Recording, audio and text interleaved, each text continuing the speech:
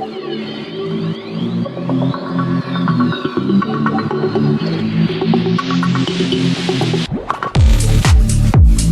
back to Podcasters Row. This is King of Podcasts, joining you once again for another program.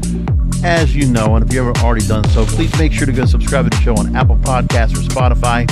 All the programming you can find, first and foremost, kingofpodcasts.com.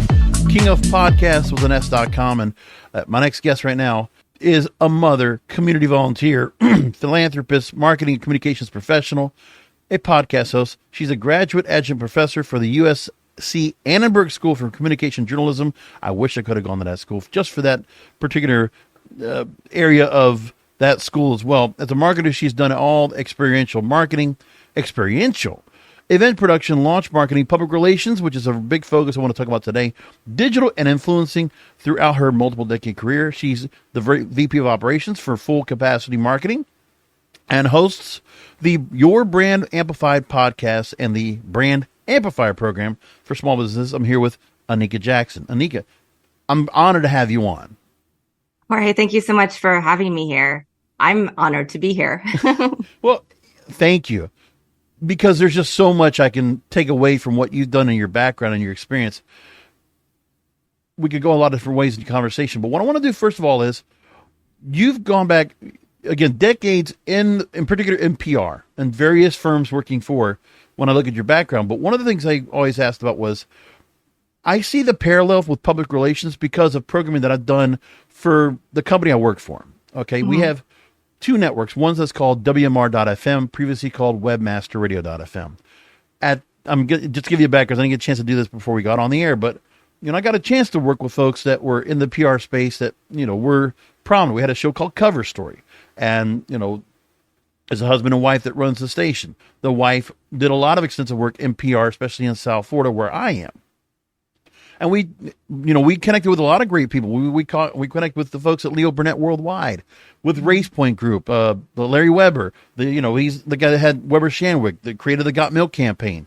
We talked to the PRSA and all the people that came from that. So public relations is part of that. And then even current day, I'm constantly talking to some very prominent PR companies for our other project, Cannabis Radio, which we've had on for almost a decade now. Mm-hmm. That transition we had from 2006 when I came on and we were doing, 2005 when we were doing the Cover Story series. And that happened for about a good 8 years. And we worked with PR Web. That's all my whole background, involvement with PR. And there was such a grand difference between then and now, from traditional to digital PR.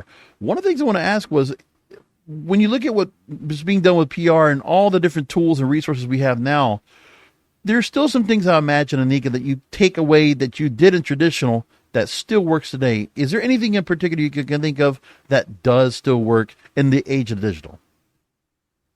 That is such a good question. And there are so many things that still work. It's just that you do them differently. In the old days, we would type up a press release, fax it, call to make sure that the journalist got it on the other side. I mean, can you imagine having to do that today? Right. Nowadays, you still want to have a really great pitch, but you're going to send it over email, right? Or over a different system, and you're still going to follow up. But you might not follow up as much. You might want to wait a little bit. I think nowadays people are so busy, journalists, particularly with the shifting landscape of journalism. A lot of people's jobs are being replaced by AI. A lot of companies are moving to paid content. A lot of big publications won't write about a product or service unless you have an affiliate link so that they can make some money off it if somebody clicks through to their product. So it kind of shifts to, are we still in an editorial world or is it more advertorial? Right? That's one big question. But at the end of this very arcane expression, at the end of the day, what it really comes down to is how well are you telling the story? Are you getting journalists excited to write about your client? Whether it's because you have an interesting fact or figure, you're in a new industry, you're doing things differently than everybody else in your industry. So it's about that and being able to really distill what differentiates this company or brand or person from everybody else out there. And then the personalization, right? It goes a lot further if you use a journalist's name, if you can speak to some things that they've written about so that you're not just mass market blanketing the industry. You're not sending the same pitch out to 1,000 people. You're really honing in and looking at, is this the right person for the story? Just because the publication they write for is the right publication, do they cover this beat? Do they cover this topic? Have they written about it recently? Right. Is their email still valid? Are they still at this publication? You have to do a lot more. You have to not do a lot more research, but you have to make sure that you're doing really intense research and that you're hitting the mark. Because if you're not, they're going to blacklist you. They're going to block your email. They're going to send a message to you saying, hey, this isn't relevant to me. Or they might just not respond at all. Now, on the other hand, if it's the right pitch, you could also have a situation where they don't respond to you right away, but 6 months later, they've held on to your email because they knew that that's something they'd be writing about in the future.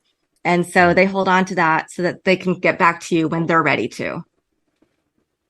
So with Cannabis Radio, I mean, on a regular basis, I get dozens of pitches. And I've had to train some of these folks. Listen, and they've been great companies. I love working with a lot of people I get to work with on a regular basis. And then some that come into the space, they really don't know how to go ahead and pitch. They really don't know how to go ahead and bring in and give me a story. And listen, I'm not like everybody else because I'm not looking just for the story of the CEO of a particular company that has something. No, I want an actual pertinent announcement that's relevant. And give me some time to write about it. Because unlike a newspaper that, you might have the sense of, well, maybe we can get the story turned around in a couple of days. There's a thing now where I had to create where I'll do podcasting for the most part that's laid out 6 to 12 weeks ahead for the most part. But then I have to have programming specifically for a quick turnaround same week. They would, if they could have the same day, they would love that because they want paid earned media. What I really want to understand is maybe you can help me out with this. For those that are pitching the podcasts, what is the model that you could tell me that is pushing for these companies? I mean, number one, they have to do more than ever because, I'll tell you that I know a company right now of one of the companies we talked about that ran PR Web. He's now running an AI generated press release platform, a publishing platform. You just add the information in and generates. And it's just like that. So we're seeing that. And then even from the podcasting end, for us to go and service our clients, there's a whole lot more we're asking. They're asking for now. So what do you say about that? What would you do when it comes to what to pitch and why, and when the system they're trying to make where they can generate revenue? Oof. I think there's so many intricacies involved in that. And I don't expect you to give the whole secrets to it, but there's something to be said about why the method of paid earned media of just, okay, for every interview, we're going to get paid for it. What is it about that model? Do you feel like, is it like a lowest common denominator for companies to be able to go ahead and take on a PR company as opposed to them buying into a monthly contract or a retainer? So I prefer to work on a retainer because I know that amount of time it's going to take. For instance, if I work with a client, I usually ask for 6 months because 3 months is a pretty good sweet spot. If it's an unknown brand, if they don't really have their brand story built up. Right. So I know that they might want to be in Forbes, Fortune, Good Morning America right away. But if they're a new product or service that just launched and they don't have that compelling story angle, I have to first spend the first few months seeding who they are in the public, getting SEO for them, making sure their website's dialed in, their social media. Because that's the other thing is PR is not siloed now. You have to know a little bit of everything or work with all the other teams at the same time. Whereas before, marketing, sales, PR would be separate departments. They might be doing different things, have different objectives. You have to really be integrated because the journalist is going to look at all of those materials to make sure that what I'm saying as your publicist is who you really are showing up as on your digital footprint, right?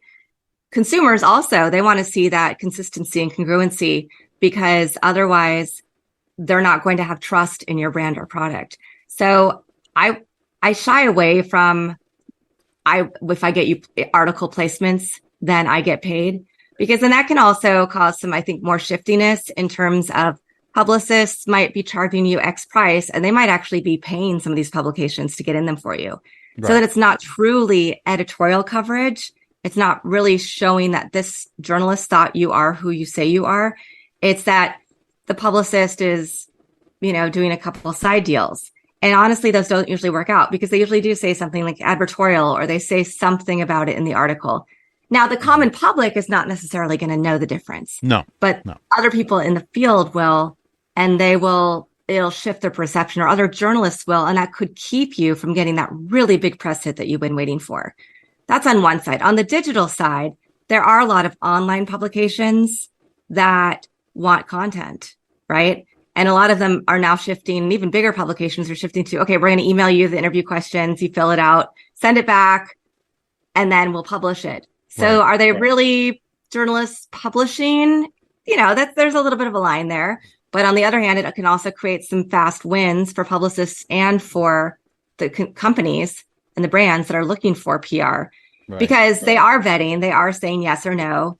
A lot of these publications do craft specific questions depending on who your client is. You can submit them and they'll say, okay, here are the questions, submit them to me by X date. And then, there's a little bit of back and forth. So you're not paying for it. Right. They're not the biggies, but they can lead to bigger things. And I've seen that happen where I've had clients in small blogs. Then somebody saw when they reposted on LinkedIn, and then they got into a bigger publication, and then they got onto an Amazon TV show with their product. Mm-hmm. So it does happen, but it is, there's a method, and you have to it's kind of like having a kid, right? Usually babies crawl before they walk, before they run. And so I always try to remind people, like, it's a long process, like SEO or like a lot of other marketing techniques. It's not necessarily overnight success. On the podcast side, man, oh man. I mean, I will say I have a podcast. It's very booked out. People send me great pitches all the time. I also pitch my clients to be on podcasts. Oh, yeah. And sometimes I am in a rush and I don't personalize it as much. I listen to every podcast before I pitch somebody for it, because I do want to make sure that it's the right market and that my client is not going to go on and go, why did you put me on this podcast? Or, gosh, they're not a really good interview, or I didn't have a connection. Right. So I do that work, but sometimes I forget to include all of that stuff in my pitch because I'm moving too fast and I'm one person pitching several companies. So I do make that mistake too, but it does go a long way. And podcasters want to know that you've listened to their podcast, you've personalized the message, you've at least given one or two key points why this person's an ideal guest and what they can offer that audience. Right. And for general traditional publicists, a recent survey said about 38% of them are now moving into podcast pitching as a very strong new media, even though podcasting is 20 years old, new media strategy for their clients. So podcasting is becoming ever and ever more important. And I can just see it, especially when we have the issues that you and I've talked about with AI, with journalists, like with not knowing the integrity. I think podcasts are going to become the new form of integrity. Let me tell you, when I came into the space, so it was 2015, we came into the space with Cannabis Radio. Mm-hmm. And by 2018, we started running our own conference series. We got into a conference series. We were partnered up. And then we basically took the conference series over. And once we got to that point, the emails out for us went out to so many places. And then we were getting, in 2018, I was getting flooded with honestly, hundreds of pitches by companies on a regular basis. And then for all the guests you wanted to have on, these were all new people. I'm going to say, listen, our system is we want to have potential clients that will be somebody that will come on and do podcasting or advertising with us. And from these PR companies, they should know, they know they're going to do that, but also some of them are very close to the vest.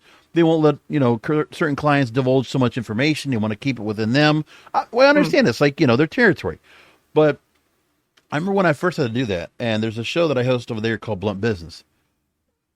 So 2019 to 2020, I was starting to host 3 episodes a week because I was trying to satisfy all these companies, because I wanted to also remove some of the input that was coming. My inbox was flooded. So for me to go and take all these shows, host them, do proper interviews, talking points, outlined every show. Yeah. And, it was a couple of things. Well, number one, I was able to build Blunt Business into one of the top rated, most downloaded shows on the network because I put out so much content. It was like 100 episodes in 1 year of 30-minute episodes. And I was cranking those out, and they were good and good companies, but we needed to do that. So we had a good reputation.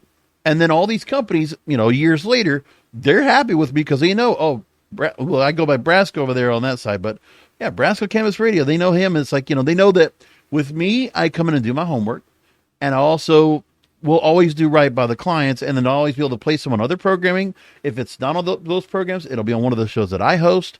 And if I need to turn it around quickly, I can do that. And I've had to learn that system and play. Now working in the area of psychedelics, and I have to do the same thing for that. But it's so much work that right now in the first place. But one thing I want to ask now is, in your interviews for your Brand Amplifier, from the, being the PR aficionado, hosting a podcast. So if those are looking to go and do, clients want to do podcasts, they're going to obviously look at what you're doing as a model to follow. One of the things I have to do is coach other podcast hosts that become clients, and teach them how to do a podcast. I've done it for hundreds now. In 19 years I've been doing this now in the business. And one of the things everybody falls back on, and I'm not judging it, it's just that everybody wants to go that route, is ask a guest their background. Tell us about yourself. I always say, I try to sway people from that sometimes, because I feel like, is that really the messaging that people want to go ahead and hear if they might have heard the same guest on a show before? How do you ask that question different? But you do that, it looks like, for most of your programs. Again, no judgment at all, but why do you feel like it's always the background you want to get to first? Is it the context you want to get before you lay into the subject? Yeah, it is. And I've been starting to ask it in slightly different ways, or tee it up a little more and then get into it. Because I think what's fascinating is so many people who come on my show didn't start out in the career that they're in now. And so I have a wide variety of listeners. Because I teach grad school, I have my students listen to the show. I have other people, other students who listen to the show. And then I have people who are mid-career looking to make that change. And then I have people who've been in their company for decades, but just need the marketing tips. So maybe those aren't the episodes to listen to. But I feel like there's a little bit of something for each person who's listening to learn. And for me, part of it is I have a very nonlinear background myself. Right. And so I think it's something to be celebrated. And that's why I like to lift up some people. I mean, last week I interviewed two guests, one from Scotland and one from Ireland, randomly. One who got hired right out of high school to move to the United States and then ended up selling one of his video game companies for $400 million.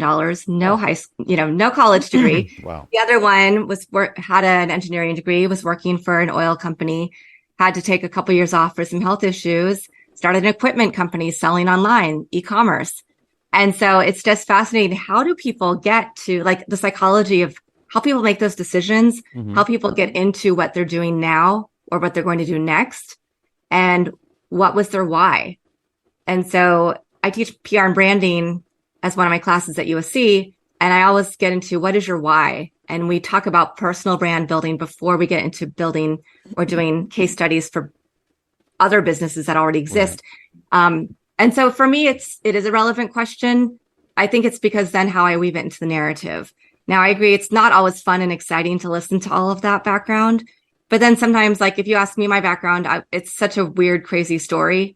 And that's only 20, maybe 15, 20% of the whole story. Well, no, you write enough. You have enough you can write a book about. There's obviously, and maybe a couple of books on that.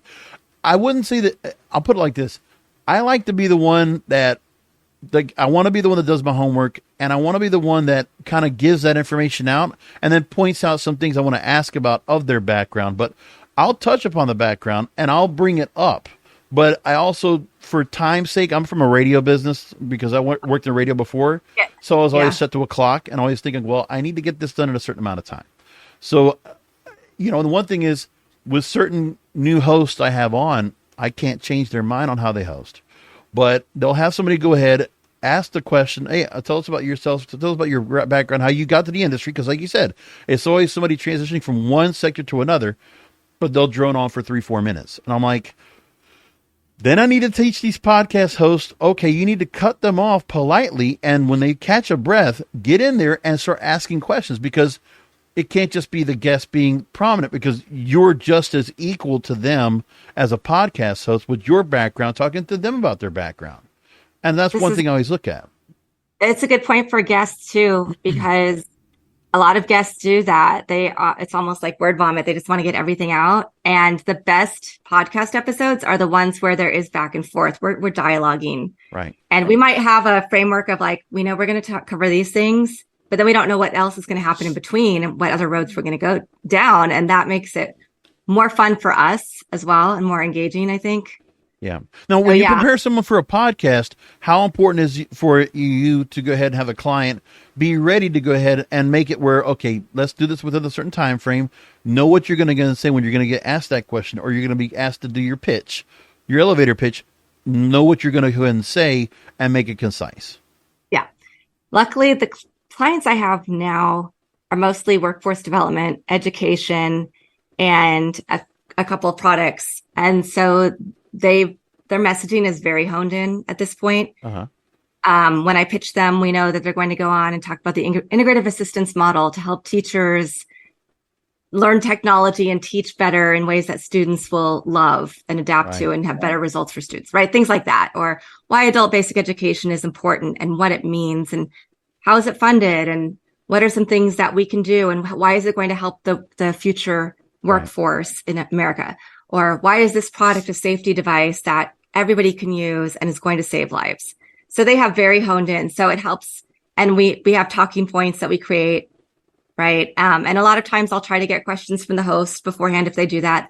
I don't really have questions. I just say, yeah, we're going to go through your story. We're going to talk about where you are and what you're doing and go through some, positive case studies. But I also want to get into what was the bad stuff that happened?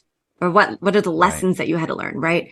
And so I approach it a little differently. I do my research, but I also then go in with like, here's some things I want to talk about, but I'm going to also have it be like very organic and just see where we go. And I feel like even though you prepare, you also do that. Oh, right? yeah. Like we're kind of, Well, because I know with you, I also see you keep yourself to a 30-minute format for the most part. Yeah. Very structured to that. I love that part because I think also when it's a business related program, you have to think about the audience that you're going to have out there. Okay, they might be able to go and catch your podcast when it's a weekly or bi-weekly format. Okay, if they're on the treadmill, if they're heading to a flight and they have some time in the terminal to go ahead and listen in, or whatever else they might be doing. If they have some time, they'll find a way to go 30 minutes to go ahead and set aside and listen. The other part is also trying to equal out the amount of time so that I always like to make sure that my host, their background comes in great. They're not just coming here just to ask questions. I mean, for one reason, I don't know why, but like, I want to be able to go and have certain hosts that are expert hosts to be able to go ahead and show, okay, I do programming and I'll talk about cannabis and psychedelics and other areas. I'm not even in the field. I mean, look, I talk about cannabis on a regular basis and I've told people I don't even consume it. I've never touched it before, but I advocate. I appreciate what's being done with the industry. I've been supporting it for almost a decade, but I'm just asking the questions. I'm a radio guy asking questions, and I've been producing for a long time. But I have these expert hosts, and they have so much more they can bring to the conversation. It's to have them come out and bring that conversation out and let them match words, equal time for both, so we have a great conversation. And then at the end of the interview, you're coming out just as knowledgeable and just as insightful as the guest. I think what happens is that hosts forget that this is a privilege for guests as well to be on your show. And it's not just you being excited to have this guest on because then you have more content or it's somebody that you really want to talk to or whatever it is, but they're so appreciative to be on your show. And they know that you're bringing something to the table. Otherwise, they wouldn't want to be on your show. Right. So that give and take, it's kind of where we get those blocks, those mental blocks, or that, we don't realize, and we forget that we're the experts that we are in whatever the topic is that we decided to start a podcast on, right? And to the point of the timing, when I first started this, because I've hosted a couple other podcasts. I had a radio show in Houston before that was radio and Facebook Live. And for this show, I said, what is the average drive time? It was, at that time in the US, it was 27 minutes. Mm-hmm. So I said, okay, I want to try to keep my podcast around then because I wanted to make it something. Now, I do listen to some podcasts that are longer, But it's Right. also annoying, like if I'm not in the car, or if I'm not walking my dogs at the same time and I have to get on a call while I'm doing something, I can't finish the episode. So I do try to do that. And I've had people comment. It was great because I could just listen to it on my way home from class tonight. Right. Or whatever. It's tough.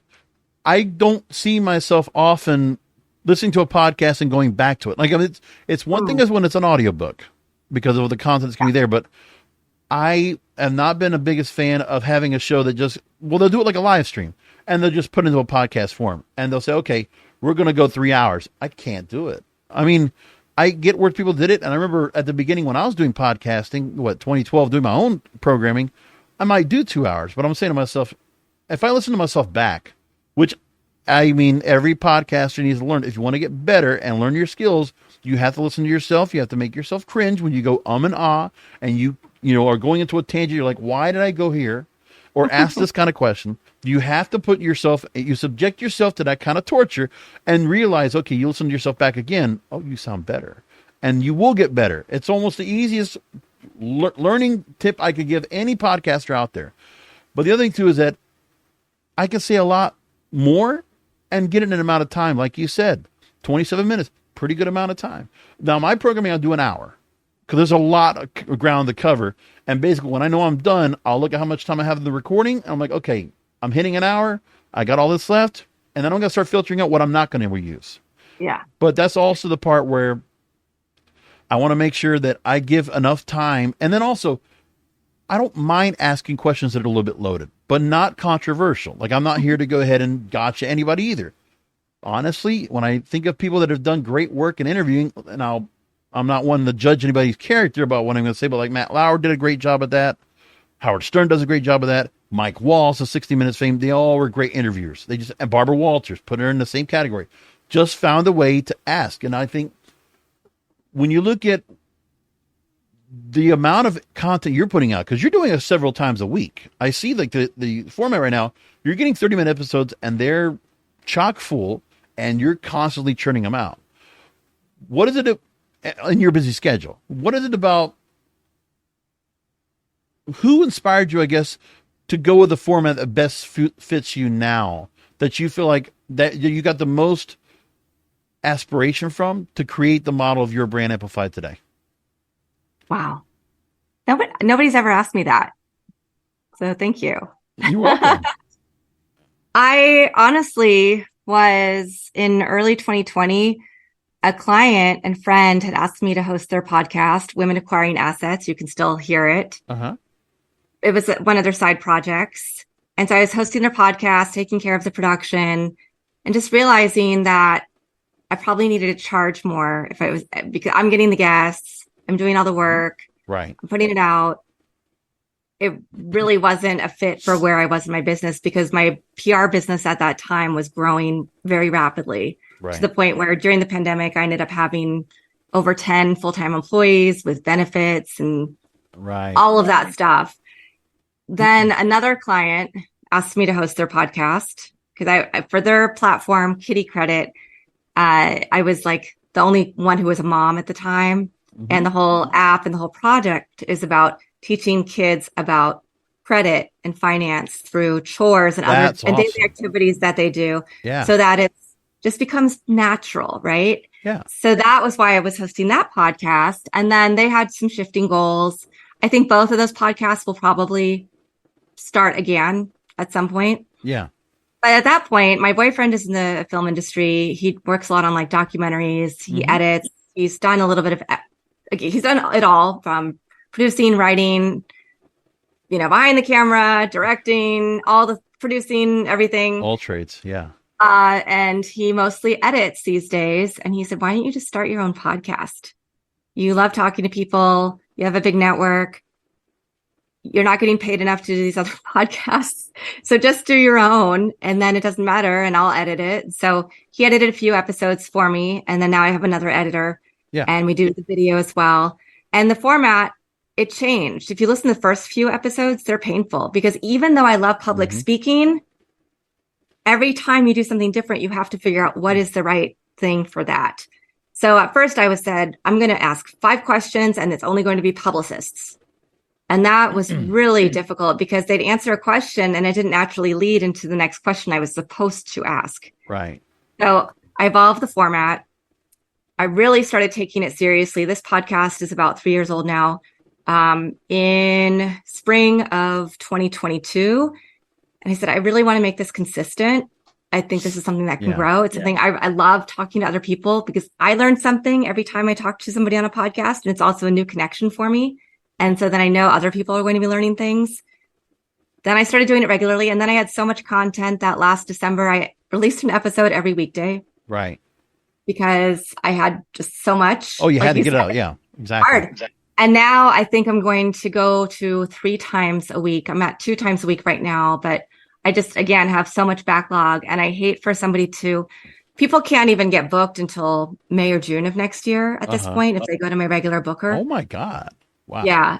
And I'm not charging them. If they want to jump the line, they can pay a small fee because that helps me pay for my podcast. Right. Most people don't do that. Most people will wait for 8 months. But I still have tons of interviews that I try to do every week, and I still have a lot of content.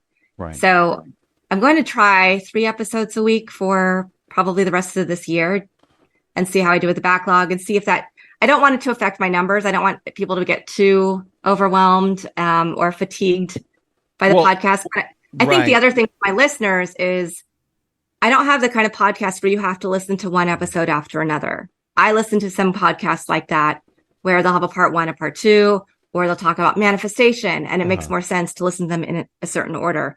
My podcast, you can choose any episode that resonates with you at any time and listen to it, because I will have somebody talking about feng shui and how that can help your business, or manifestation, or choosing your ideal business coach, or the latest things for SEO, or why you should use video on LinkedIn, or how to serve better email newsletters, or what's going on in marketing and PR right now digitally.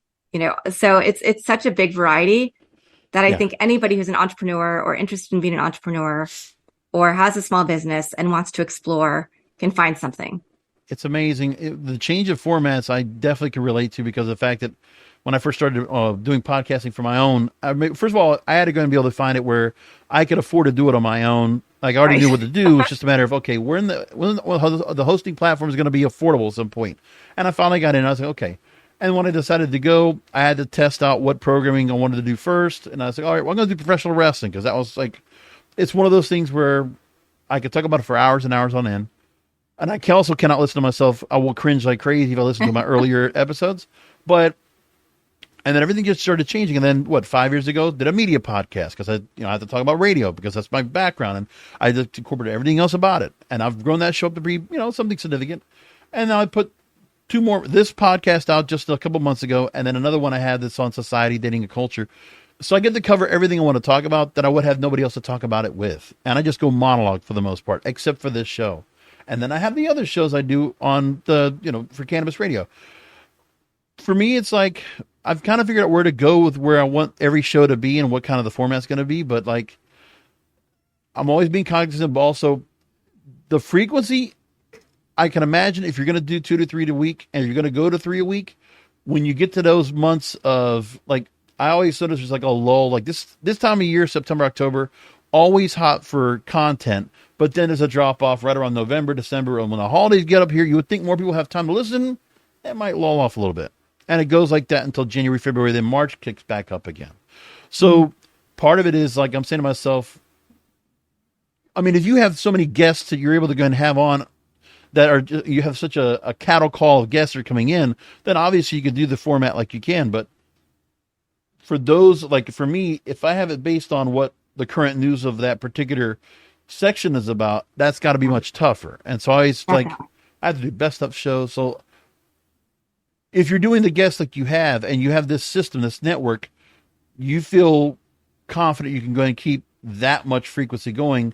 What about the audience? Do you feel like, has it been much of a difference when you've made those changes to more content? And, I mean, obviously you might have a way to go ahead and do some kind of revenue share where there's ads, dynamic ads being inserted in and trying to get some support on that end. Does it make much of a difference from, content versus audience? I don't think I haven't seen it make much of a difference now, which is why I'm interested to test out the 3 times a week format and see if that changes anything. And if it does, then I'll be able to course correct. But it's fun to still be, I guess, feel new enough that I can still play with a little bit. No, I've done it. Don't get me wrong. I've done it too, because with those PR companies, one of the things I'll say that I do this well is, so there are the people, the clients that they have on their portfolio that I absolutely want to talk to. We have them on shows all the time. The other ones, well, I have to take care of these folks because they've been good to me. So I can't just say no to certain people and just cherry pick. So I have to be, honest and be forthright with them. And so one of the programs we have is grassroots marketing. And that is the home of like all of our conference interviews. We're on location. We're talking to a company. We get to know them for the first time. And all these other companies that clients will bring on, these PR companies will bring on board that we don't really know much about, but I'll give them a place and I'll find a purpose for them to be on. And I won't just talk about their product. Like we'll sandwich in to talk about their product at the beginning and the end, but I want to talk about what they understand, what they know in their space. And that's what I do. 10, 15 minutes. I might put 3 or 4 programs out a weekend of what we're doing, because that's how many responses we get. Like, I mean, right now I know I have 4 interviews this coming, or 4 or 5 this week alone, and they're all going to get pushed out. And then on the psychedelic side, we have 2 other programs. One that's like, okay, if it's a longer form, we take that. A shorter form. And what I did with the grassroots show is I built that show up, and now it's got 20 times the audience it had once before, because the PR companies are doing the great job of promoting it. But then the other part is people get to hear different voices all the time. So if you decide to go that route, Anika, it might go well, because when I started generating that much content, that's what I did with the other program, Blunt Business. I was doing 3 at a time, and then people were just hearing all these interviews back to back and loved it. But then I scaled it back to once a week, because then everything kind of lulled out. Once I got all those PR companies to be relaxed, okay, they stopped going so much. But it can work to go that much and give out that much content, as long as you're paying attention to the fact that, make the interviews as good as you can. The clients, you want them to be, you steer them in the direction to make them sound the most confident and the most insightful and the most entertaining and informative. That's the only thing I would tell you, is that from what I have learned in my part, but listen, you're the big expert here, because you've got you've done a lot here. I don't have the recognition that you have, because I've seen you've done a lot of work, and the PR work you've done here, and a lot of networking you've done. Plus, you get to teach. Like, I love what you get to do. Thank you. And I will say though that not every interview is a winner, but I still feel like I made a pact with that person. I will release their interview if we can edit it enough. Right. Right. And maybe that episode will resonate with somebody new to my audience. You never know, because of who the guest was.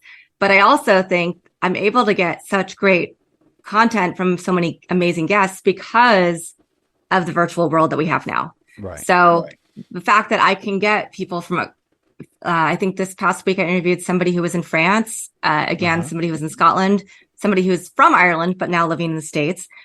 But I wouldn't have had the opportunity to meet these guests if it were the old way of doing things. Right. But now we're so different. I'm also about to start a podcast for USC for the Digital Media Management Master's program. We have a speaker series called Mediascape, and it's all about digital media and different trends and what's the future of digital media.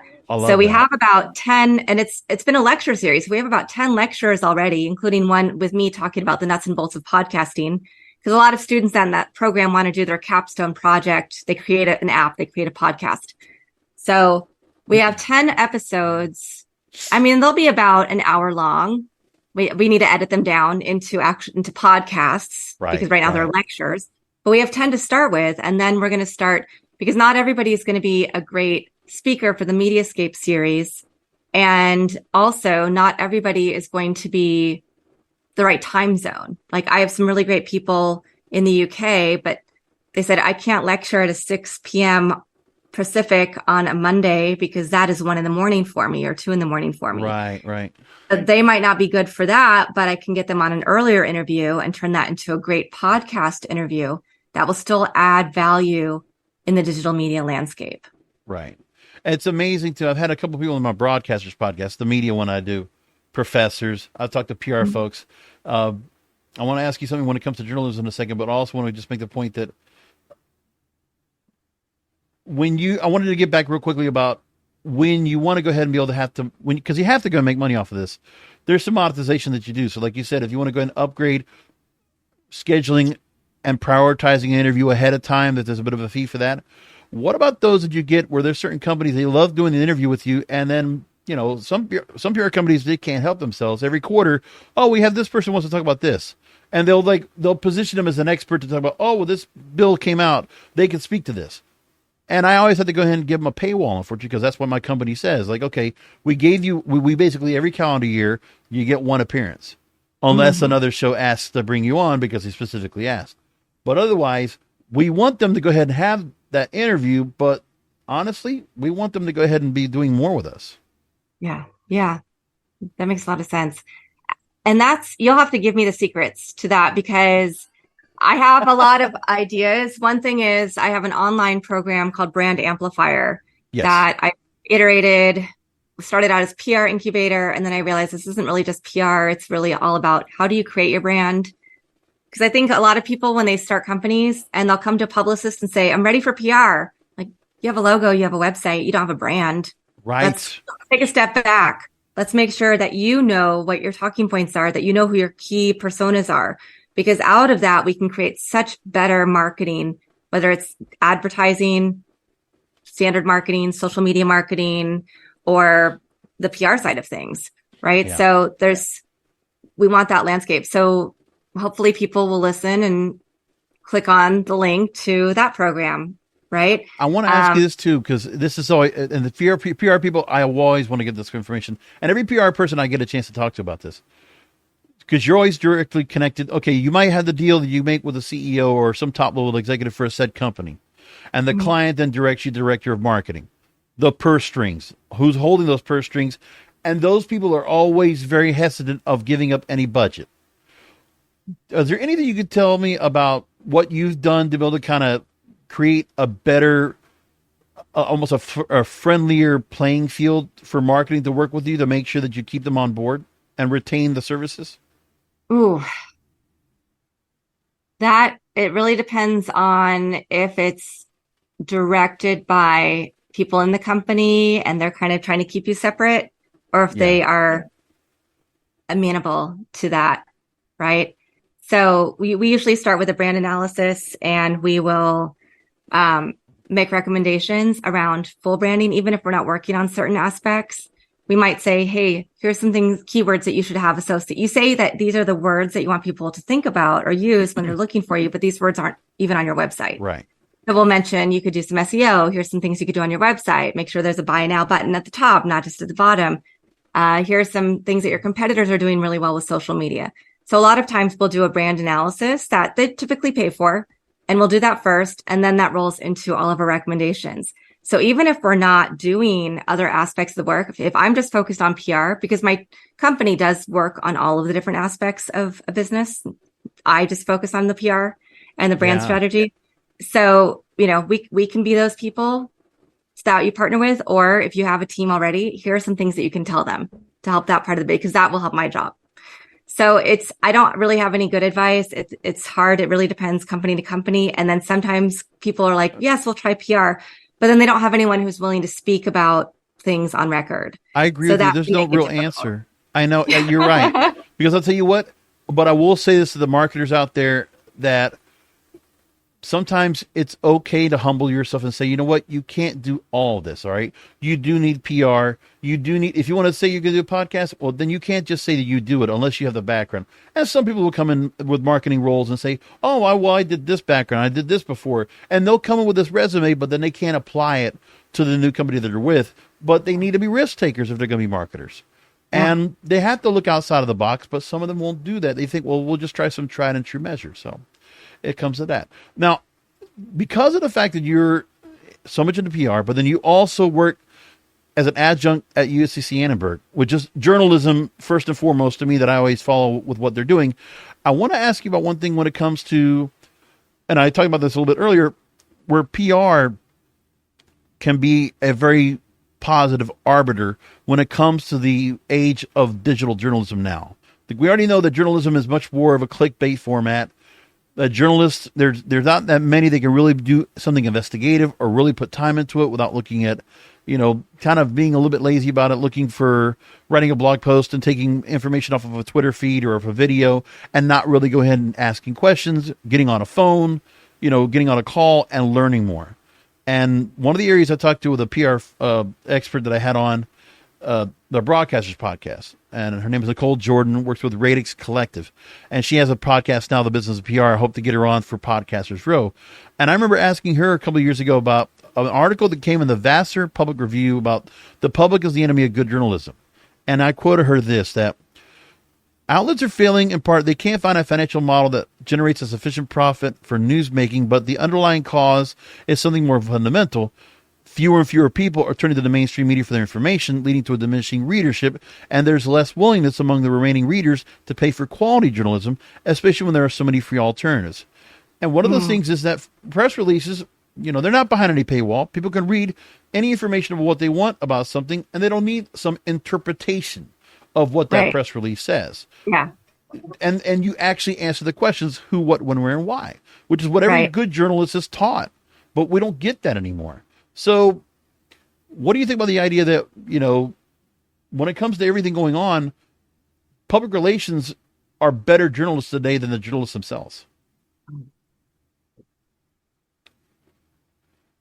I'm not judging all journalists. I know. I'm like, wow, I want to make sure to say that. Yeah. I think there are still some really, really good journalists out there. I think that it is really hard to get their attention because they're so busy doing everything else they're doing, and they're not as responsive. I agree that there's also the whole side of things that's more about listicles and back to school and Mother's Day gift guides and those kind of things that aren't true journalism. And a lot more people are doing those quick soundbite, right? We want to read something fast. We want to get the information. So, and I also honestly think right now is when we're doing this interview, it's Labor Day and Burning Man. It just happened. It's still happening. Right. And if you look at the different coverage, because of Hillary and the tropical storm and the flooding and all the rain that's happened, people are stuck on the playa. And so depending on if you're looking at Fox News, who is covering Burning Man, or CNN, or ABC, or USA Today, or the AP, or any different publication, you're going to get slightly different slant on that coverage. Right. Which is really funny. So that speaks to your point of this isn't true journalism. It's just sensationalism, picking up whatever points make that network's, their story, depending on their politics. And then on top of that, if I want stories that are out there and I need the visuals, I can always go to YouTube or TikTok or wherever to find some live streaming of somebody that's got a phone out there, and they're getting better coverage than what we're getting from somewhere else. And they're in the field, they can actually get as close as you can to what you want to go ahead and find out. Yeah. So it's actually the person as journalist, like the individual as journalist. Right. We're talking about citizen journalists now, and they're investigating. Like that's where I see more credible journalism, but it's like you can't do it within the traditional aspect anymore. But and also some of these companies, and they might be owned by big media corporations that they just haven't changed with the times. They might embrace some digital disruption technology, but then they don't know how to go ahead and keep their current, linear models profitable while transitioning over to the digital, which eventually the linear will eventually go away and dissipate. But nobody's figured that out yet.